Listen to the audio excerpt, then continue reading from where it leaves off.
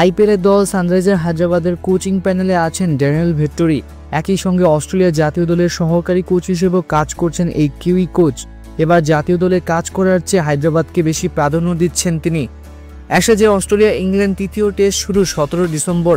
তার আগের দিন আবুধাবিতে আইপিএলে নিলাম, ফলে সংক্ষিপ্ত সফরে আবুধাবিতে যাবেন ভেট্টোরি, নিলামে অংশ নেবেন, নিলাম শেষে আবার অস্ট্রেলিয়া শিবিরে যোগ দেবেন।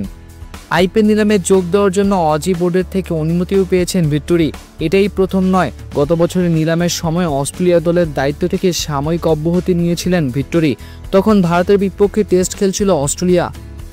ভেট্টোরি অ্যাশেজের মাঝপথে দল ছাড়লেও সেই কাজ করছেন না রিকি পন্টিং। তিনি অবশ্য কোচ নন, বিশ্লেষক হিসেবে অ্যাশেজে কাজ করছেন। তিনি 7 নেটওয়ার্কের সঙ্গে চুক্তিবদ্ধ।